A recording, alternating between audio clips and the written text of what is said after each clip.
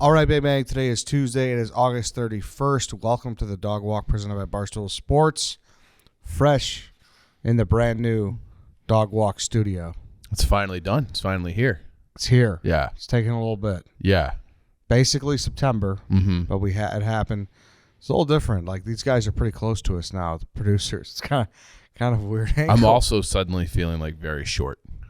Like in this, that's the goal here. In the little Just chair. be the, yeah, you got look down from my tower. Yeah, you made yourself the alpha in this room. Where I'm just sitting on like a little slouch couch. Like a child. I feel like a child. That's the key to the interviews. You just got to intimidate them, make them, Yeah, that's how you get through to all your guests. Feel puny. Pure intimidation. Exactly. Yeah. I got the set is a work in progress, people, or people watching on YouTube. There's a couple things back there. Nice gift from Big John the mailman. He gave me a hat. Yep. Or I don't know if I was supposed to say that. Someone gave me a hat. I lied. Or I found a hat in an alley. He gave me a picture. Mm-hmm. There's a communist sweatshirt that it's not bought communist. Me. It's fascist. Oh, sorry. Yeah, it's a big difference. My apology, people. Mussolini. Yeah, my apology. Mm-hmm. Oh, I think I could touch these mics too, right? They don't. That's a big change up. I was getting yelled at the old microphones in the main studio. What else is here? Michael Jordan's behind you. Mm-hmm.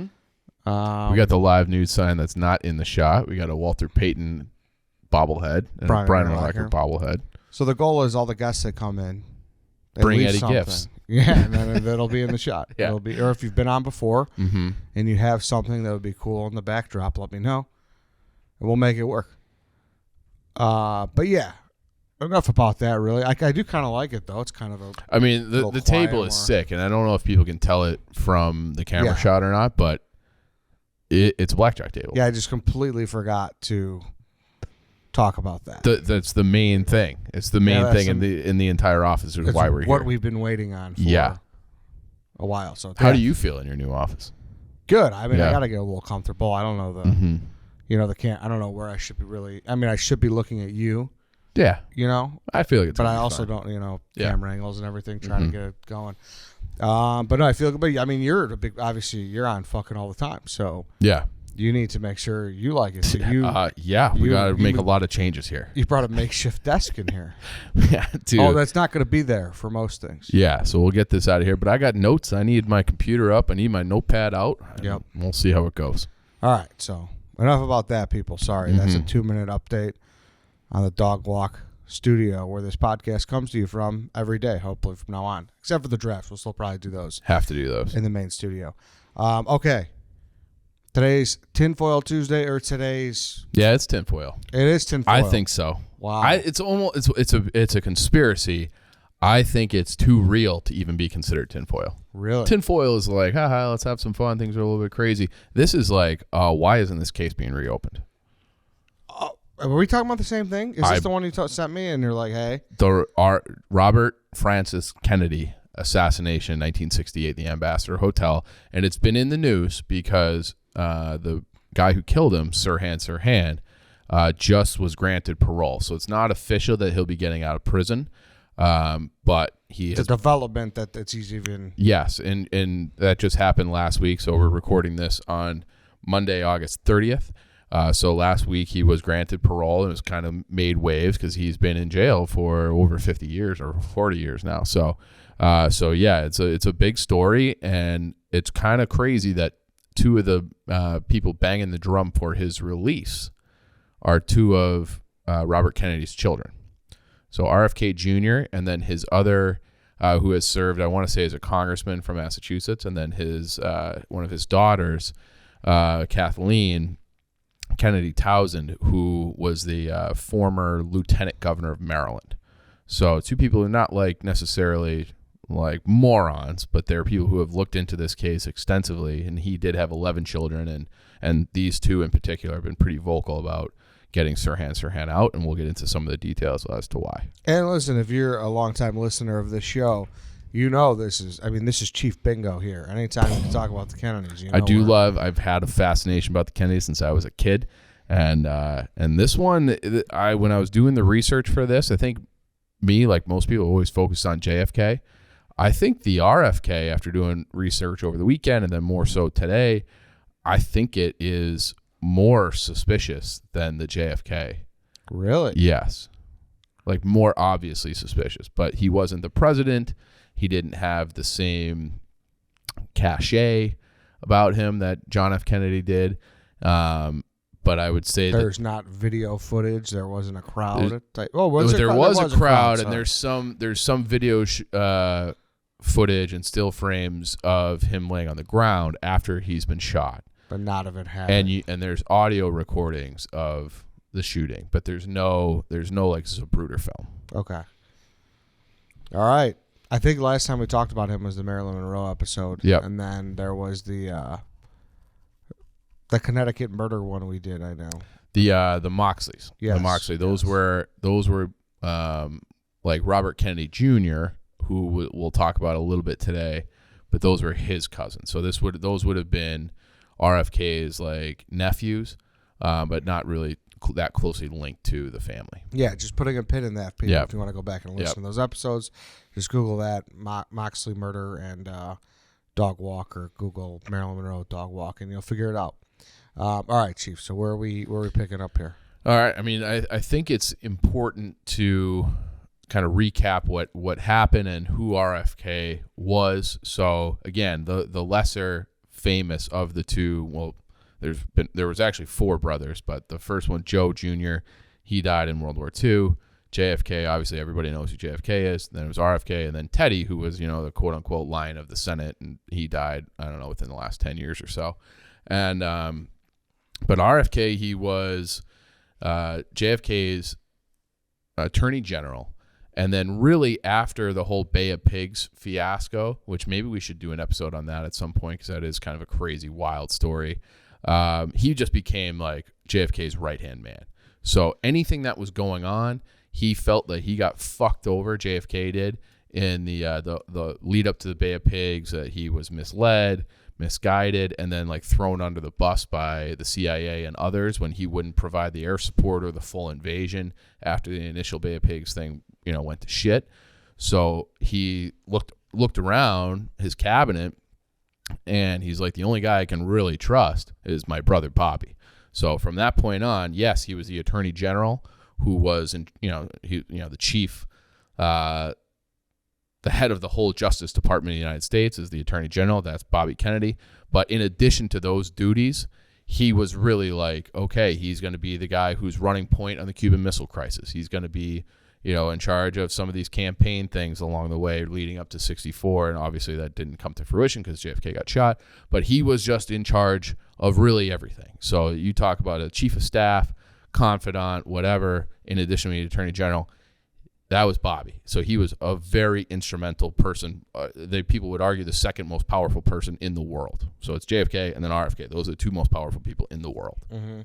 And when you have a role like that, and you're also the attorney general, you end up having a lot of enemies, okay? He and Lyndon Johnson, who became the president, hated each other, okay? Hated each other going back from the campaign because Lyndon would leak things about JFK, being a womanizer, about having Addison's disease, about, really trying to sully his name. What exactly is that? Addison's disease? Yeah. It's a very debilitating disease. If you look it up, I can't remember all the symptoms at first, but JFK used to have to get all sorts of like cortisone shots just to be able to function while he was president. And it's like, I want to say it's like an autoimmune disease, but I'm not entirely sure. JFK was a very sickly person. I don't know how well known that is, but he was read his last rites like 3 different times in his life. Really? Yeah. Yeah. Fatigue, nausea, darkening of the skin, and dizziness upon standing. Treatment involves taking hormones to replace those not produced by the adrenal glands. Right. So the Kennedys, and then, so it's like, why would you make Lyndon Johnson your vice president if you guys fucking hate each other? Well, it's just to unify the base and get elected. So you needed the Texas Southern Democrats to go along with, his other base. But anyways, they hated each other. Hey, let's take a quick break here to talk about JP Graziano's. We're having these beef kits for college football and NFL. Yep, they're awesome. Yep. There's one at my desk right now. I had to bring it over from the other room, put it on my blackjack table here. You need it there, and you need to. What you should do, Ed, is empty it out, take the contents home, and put it to work. And we should. I should. I mean, I've done it before, obviously, but I'm definitely going to be whipping these up during football season. You can go check them out at tasterealchicago.com, or there is 5 to 6 Home Depot locations along the city that has them. I know the one at Niles does, another one in Elston. There's a bunch. We tweet them out, and they're linked somewhere. So go check that out, or just easiest way is tasterealchicago.com. Yeah, and you can get it at the store too. Yep. So they're in stock, so you'll get it in a couple days. Yep. You need it for football. Like if football's here, this is the way to do it. I had my first college football Saturday this past week because they had game. I think the Illinois game kicked at noon. I watched football all day long, and I made a pork shoulder with that stuff, and I just kind of ate that all day long. I just had it ready to go. It was delicious. Can't recommend it enough. It works on pork. It works on chicken. Obviously works on beef. Get creative with it. Stuff you can't miss. Yep. TasteRealChicago.com. Go get the beef kit. Also, the late night window, Thursday, Friday, Saturday. It's there for you. Open till 1 a.m. Get some JP and cap off your night. It'd be nice. All right, let's hop back into the episode. I don't know if we've talked about this extensively, but JFK had deep ties and his father to the mafia. And if you talk about like people like Sam Trafficante or Sam Giancana out of Chicago, and it's like, how did Kennedy win Illinois? Well, Sam Giancana delivered it for him, both in terms of the, getting all the unions to vote, and then also in terms of just getting like all the fake, there's a lot of like, dead people were voting, everybody in a mental institution somehow was able to vote for Kennedy, and he just like, they delivered Chicago, and that was the difference that put Kennedy over the top in 60. And then when he got into office, part of the reason the mafia really wanted JFK in office was because he was going to take back Cuba, because the mafia had lost substantial money building casinos and stuff, and so he was going to take back Cuba and Havana for the mafia. That Bay of Pigs thing fell apart, and then they were under the impression that they were going to kind of be left alone to run their businesses domestically too. Bobby Kennedy went there in as Attorney General and turned the screws on the mafia, and then also we've done episodes on Jimmy Hoffa. He turned the screws on Jimmy Hoffa and all the Teamsters unions. So all the corruptions you hear. Remember we did the story about Jimmy Hoffa, and it was like, how does Jimmy Hoffa have all this money? Well, it's because he was doing all sorts of illegal things with the pension fund.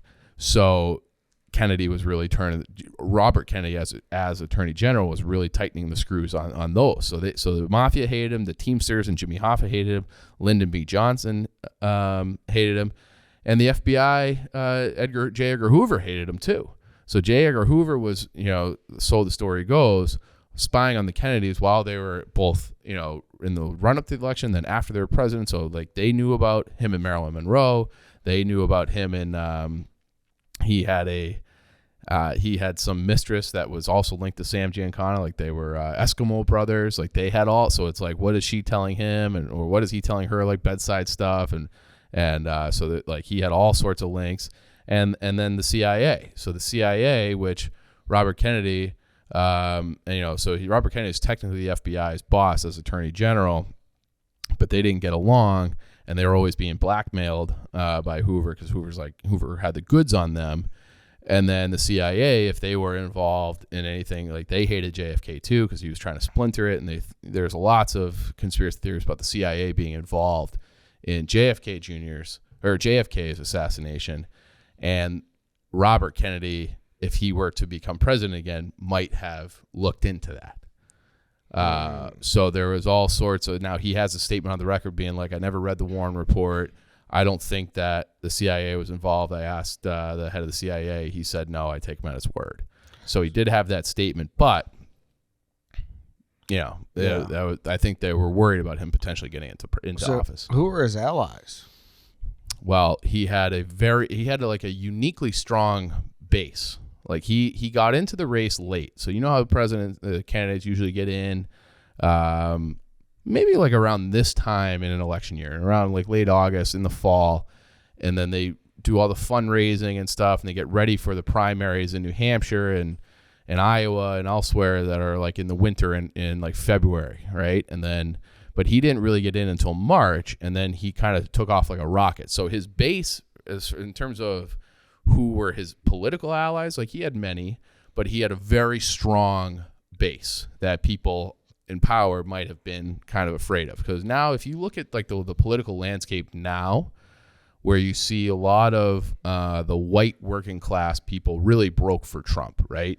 All those kind of blue collar people. Hey, we're making America great again. We're bringing all these jobs back. You guys are gonna be in a better spot than you have been. Your wages have been flat.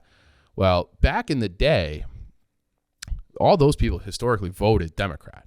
Now it's kind of switched, but that splintering started even way back then. Okay, in the late '60s, the white working class started to go less with the Democrats and more with the Republicans. But all those people really supported Robert Kennedy.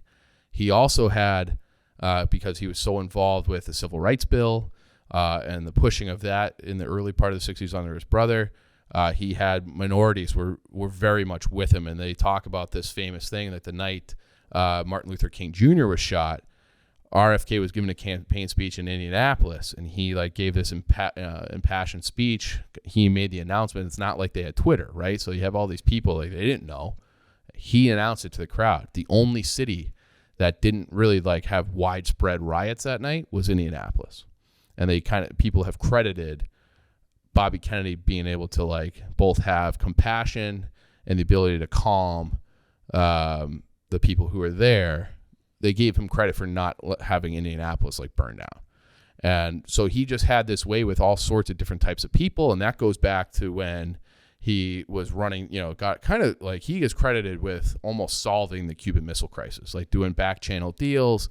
Hey, like we can't be made to look weak, but if you give us 6 months, we'll take missiles out of Turkey. You take the missiles out of Cuba now. Everybody kind of gets what they want. And he was the one who really facilitated that. So he's very like politically deft. He was a lawyer. He had been involved with highest level of security and intelligence, in addition to being the attorney general. And then in '64, he ran for Senate in New York and won.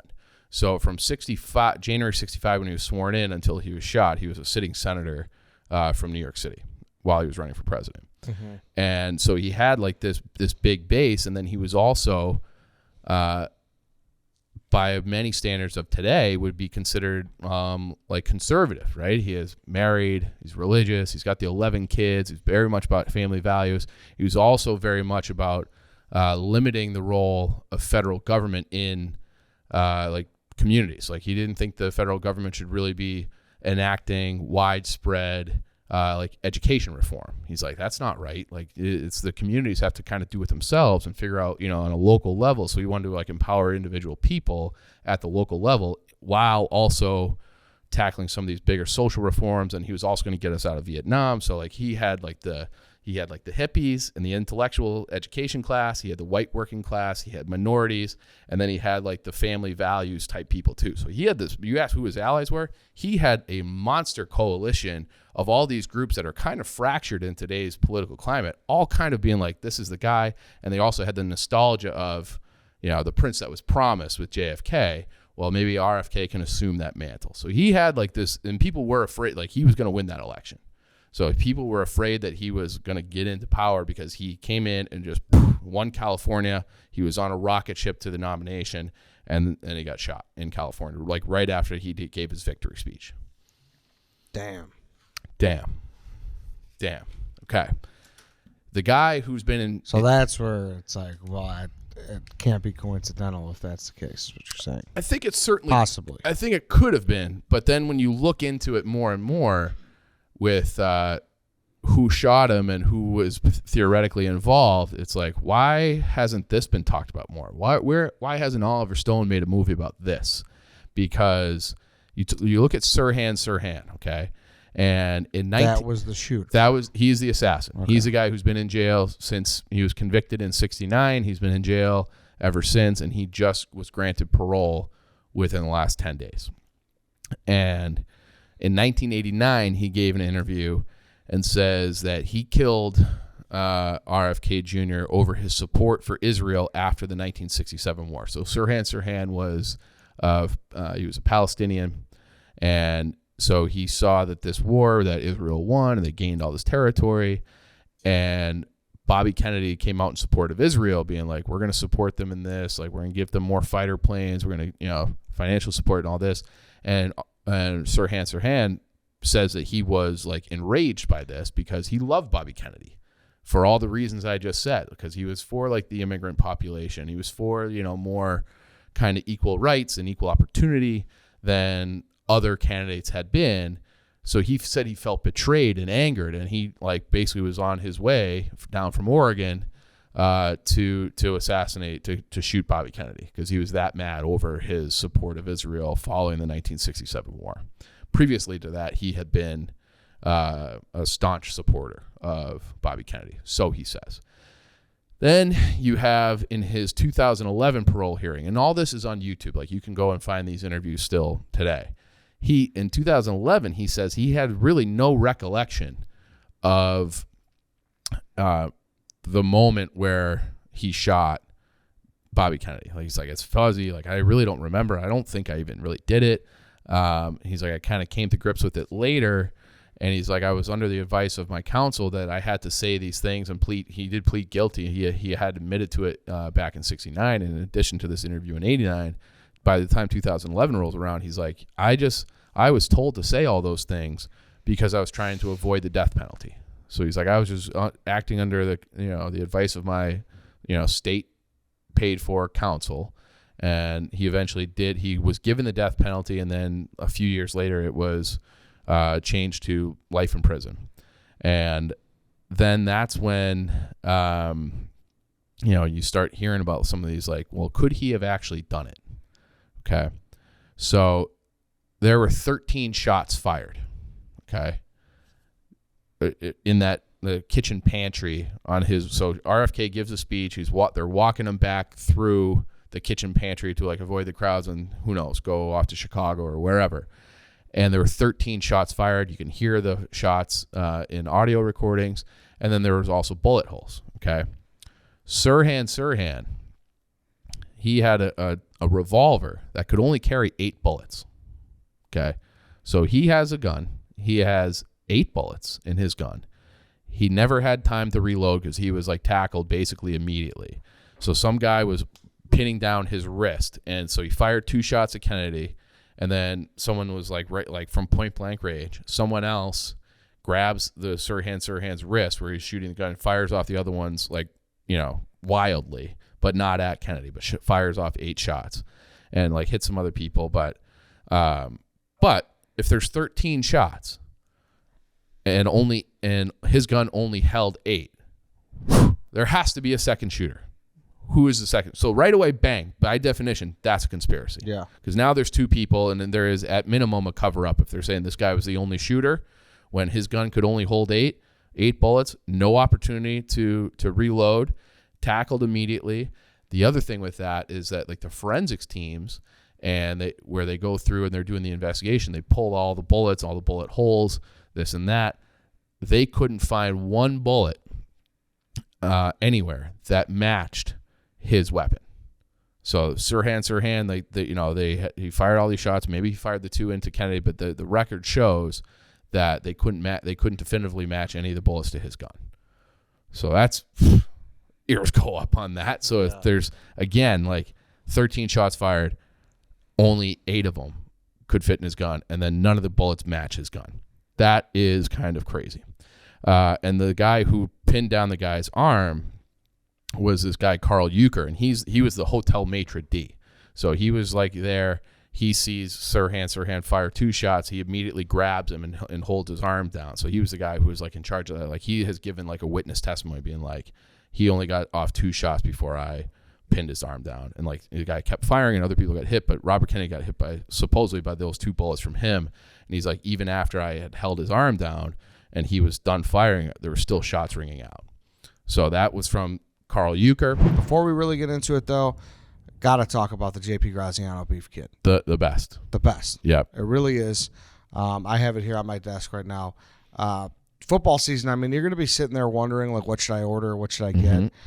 Do we doing wings? We doing whatever?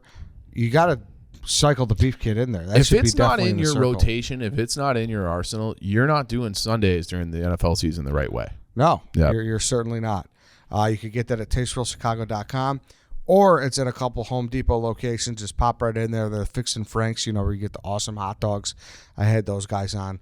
Elston, Lincoln, McCormick, Evanston, Niles, Chicago, the Kimball location. Stop over there and say, hey, can I grab a beef kit? And you'll grab it right there that day. And you could also get it at the store, like we said yesterday.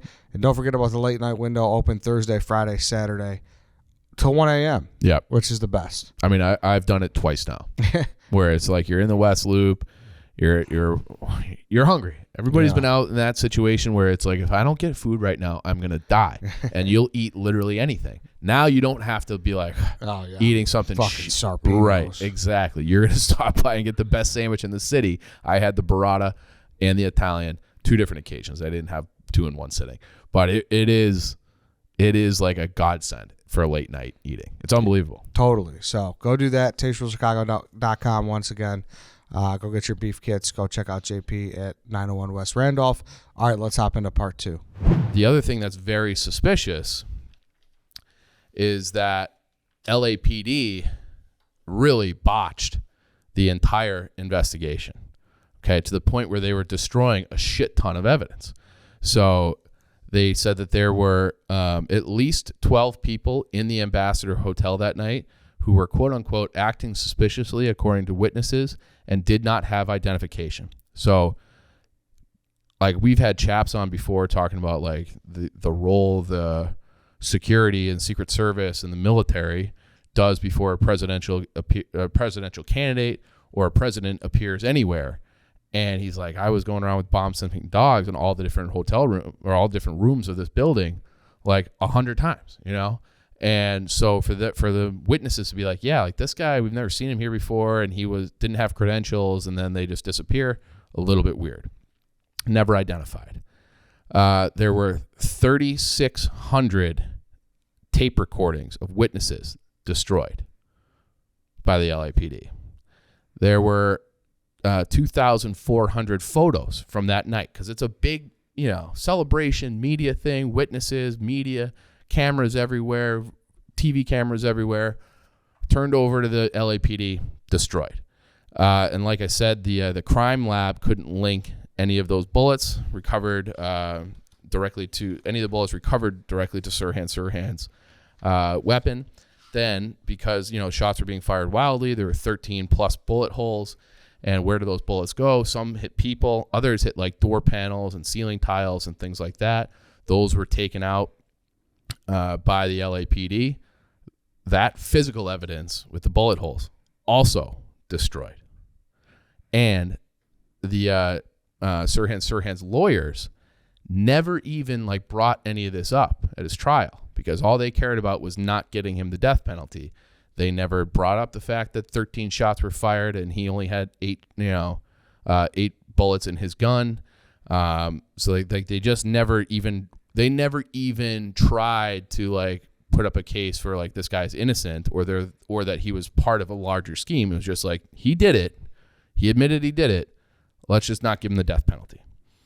And that's where they're, that's kind of part of the reason why this whole thing has fallen apart.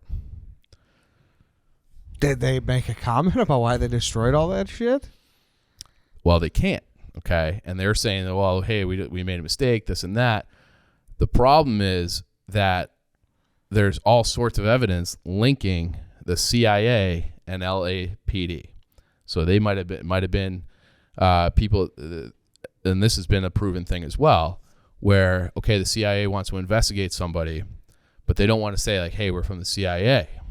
So what do? They call up their friends at LAPD saying, hey, we need badges and police credentials because we're looking at this thing. LAPD prints that stuff up for them, gives it over.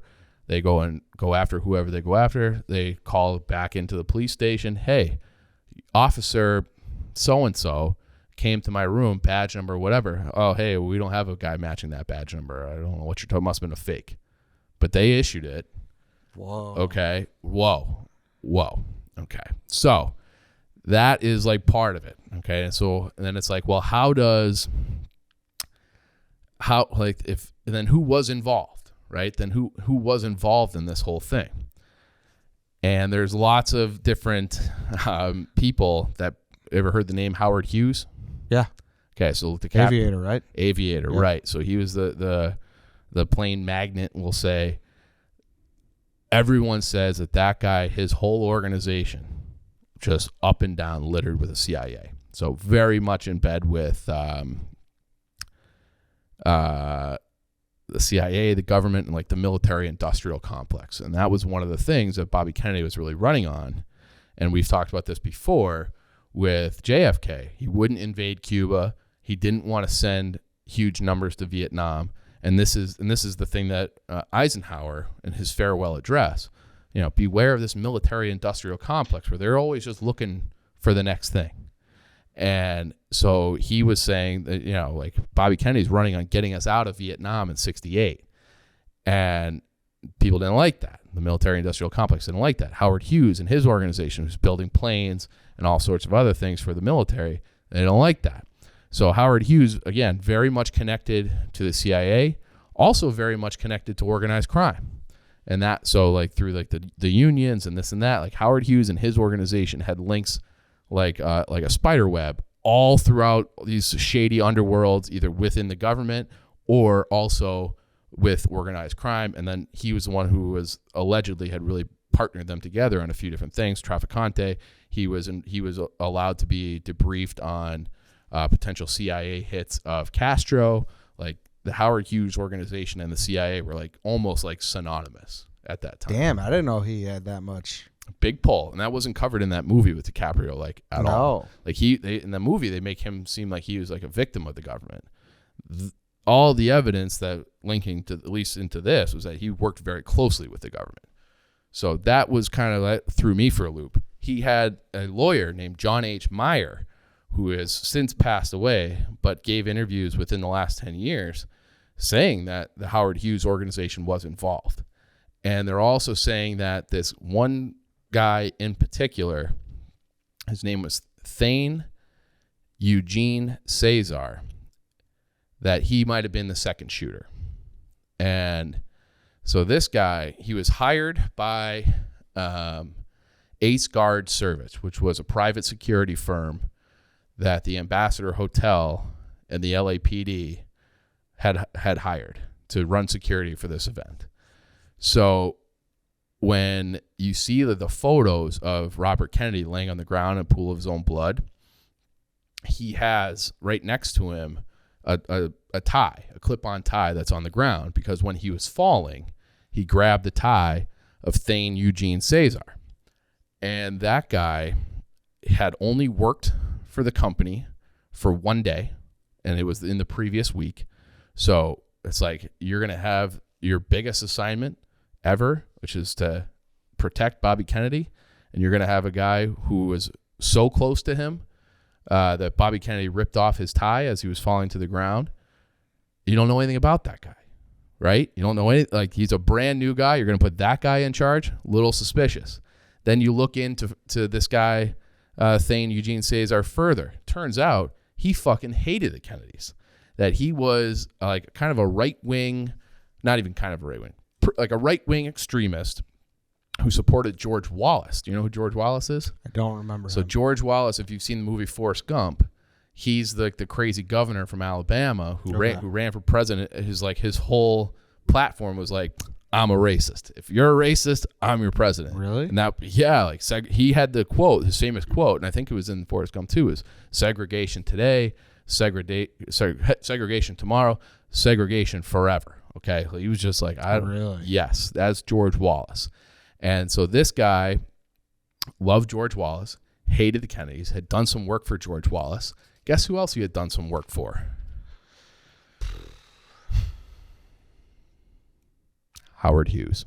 Oh, okay. Okay. I was trying to think if there was another.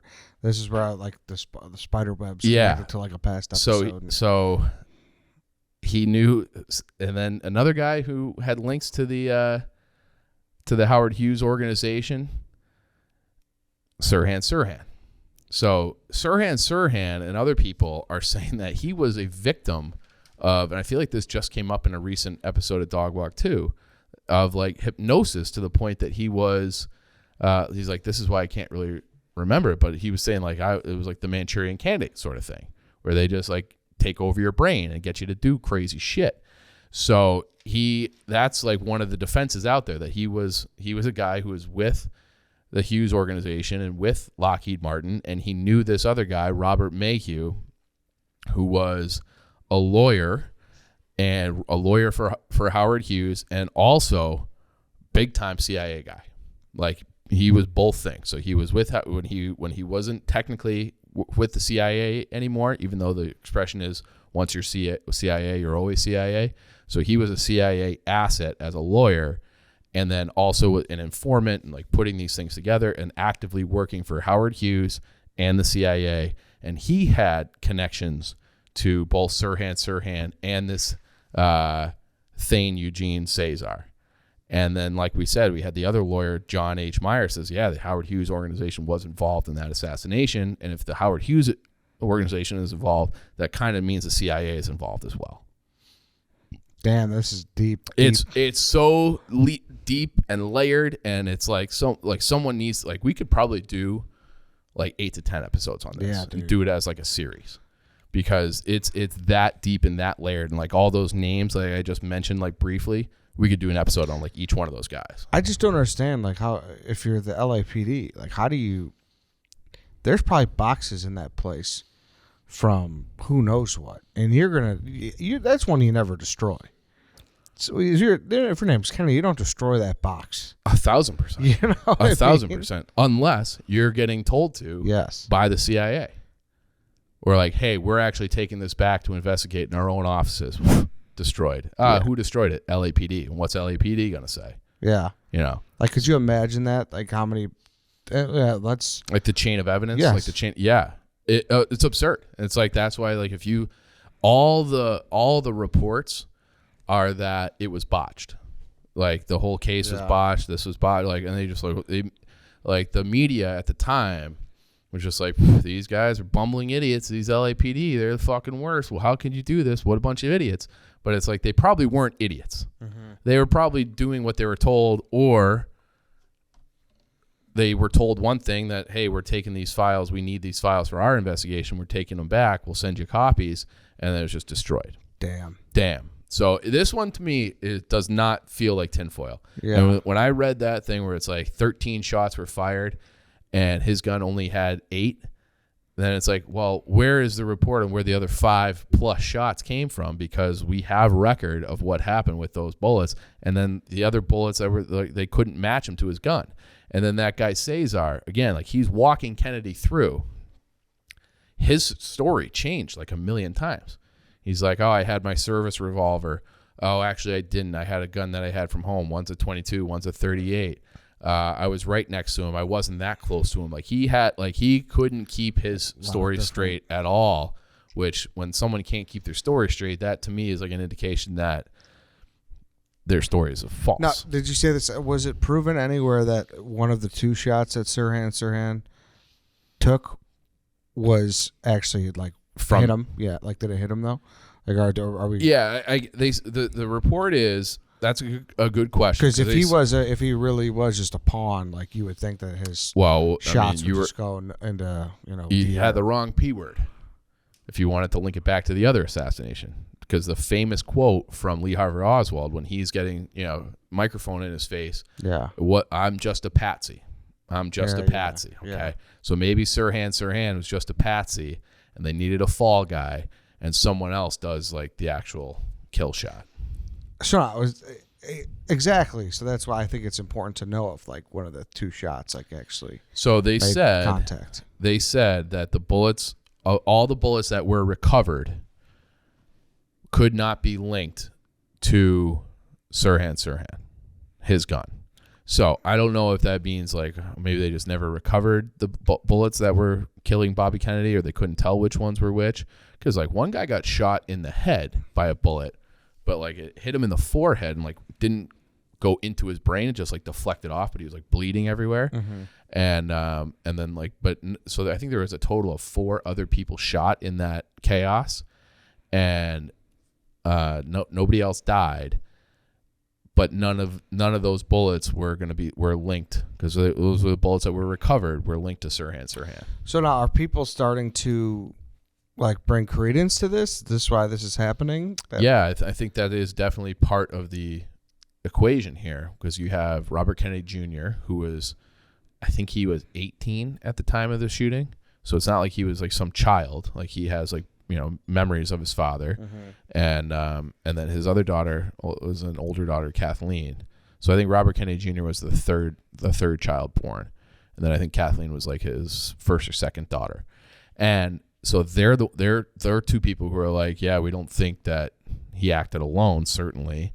And we don't think that he was the real killer. So they want him out.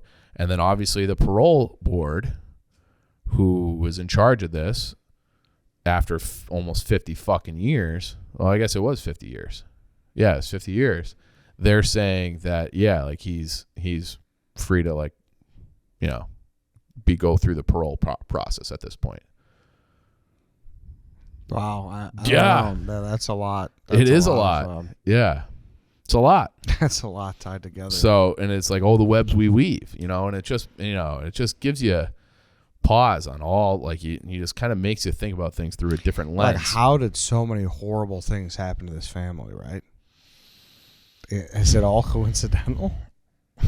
I mean, they talk about the Kennedy curse, right? Like yeah. They had Joe Kennedy died in battle, JFK shot and killed, RFK shot and killed, Teddy Kennedy killed someone, got away with it, killed someone. JFK Jr. and his wife died in a plane crash. There's another Kennedy who died in like they're playing like ski football. They died. They had a Rose Kennedy. I think it was Rose. One of the children, this is like in the 20s or 30s, but she had all these they had 9 children. So Joe Kennedy Sr., maybe his wife's name was Rose, doesn't matter. They had a daughter who they legit gave a lobotomy to, like cut out part of her brain. So she had like all sorts of learning disabilities, this and that, but she was like functioning, like not well, but she was functioning. And then, but was like an embarrassment to Joe. So he's like, why don't we do this surgery on her to see if we can get her like, behavior, because she would have these outbursts. Like almost like you hear about the terrible twos of children. So they say terrible twos are because at that point, the kid knows what they want, but they can't effectively communicate it. So they get frustrated and they act out. And that they say that, that's kind of what was happening to this other Kennedy daughter, is that she couldn't really communicate what she wanted, but she was like a teenager. So they gave her a lobotomy, hoping to like we'll just cut out a piece of her brain and hopefully she won't have like these outbursts anymore. Well, she had to live out the rest of her days in a mental institution, like we're 24-hour care, because they gave her a fucking lobotomy. And can't do that. So they say like that's part of the Kennedy curse. They like fucked over this other daughter because she was an embarrassment to the dad, and then all this other bad shit happened. So that's like if you believe in curses, like, or karma, that's one of those things. But yeah, then the dad had like a terrible stroke, Joe Kennedy Sr., to the point that like his sons were getting murdered. He couldn't even speak words. So he's just in a wheelchair and he's like, he can't even speak. And, so it's like there's a lot of bad things that happen to that family for sure. So where do you have like a stance here where Sirhan do you think he should be? He definitely, it sounds like by a witness accounts, fired shots. Mm-hmm. So whether those first 2 that he got off actually hit Kennedy or not, I'm not sure. Whether he was the only shooter, I wasn't sure. It's one of those things where you might want to just defer to the children. I should also say that not all, like he had 11 children. I think one or two of them have passed on or whatever, but not all the children are on board with this. It's there's 2 that are very vocal. They were very vocal, Kathleen and Robert Kennedy Jr. The other ones have said like I don't know. Now, are those the 2 that are in public office, you said? Neither one of them are in public office anymore, but both of them did serve. Okay. Yeah. And Robert Kennedy he's very out there in the in like the public landscape still. Okay. So but yeah, those are 2 of the people who are outspoken. You almost want to like defer to them, but it seems like there's definitely enough evidence to maybe reopen an investigation. But nobody really wants any of these investigations reopened. Like, they had this thing where Trump was going to release all the JFK assassination documents and then declassify everything. And they declassified some. And then they had other documents they released that were still redacted, and other ones that they just couldn't disclose. And they were like, yeah, it's a matter of national security. What the fuck can be so urgent about an assassination that took place over 50 fucking years ago, 55 years ago? Okay. So 58 years ago now, still classified. So that makes you think it's like the government had to be involved, because why the fuck, if it was the mafia or Cuba or, any of these like things that were Castro going on at the time, Soviets, Khrushchev, all those people, if they were behind it, all those people would be dead, and all of those like issues and flashpoints have been long resolved. Like, we're not like constantly like at war with Cuba, and we're not like the Soviet Union and Khrushchev and all those guys are dead and gone. The only thing that would be still alive would be the entity, would be the CIA, not even the people who were pulling the trigger or orchestrating it. Those people are obviously would all be gone too, but it makes you think that maybe on some level the CIA either knew and let it happen, or were involved, or who knows what. But there are certain things that the government has still deemed too intense or too hot that we can't release it over matters of national security. Insane. So yeah, it gives me pause. And it's like, you look around the world and it's like, well, maybe not. Maybe we should take a breather on this and think about it a little bit more deeply, because you can never really fully trust anything. But it takes you 50 fucking years to get to the truth, or at least fractions of the truth. And what's crazy is it's always the biggest bombshell is the one that nobody even has an idea about. Right. Nobody has a hint of smell. Exactly. So there's probably something there that's even like, there's probably like more insidious. Little we bits can of even truth. imagine. Yes. Yeah. But there's like, whoa. Yeah. Nobody saw that coming. Right. Yep. So damn. All right. That's the latest update with that. That's the latest update. Yeah. Well, so we'll see what happens with. Yeah. We'll see. I mean, I don't know how long this process would take, but I don't think it's going to be quick either. Yeah. Yeah. All right, Chief. Thank you. Thank you everybody for listening. That's it for today. We'll see you tomorrow.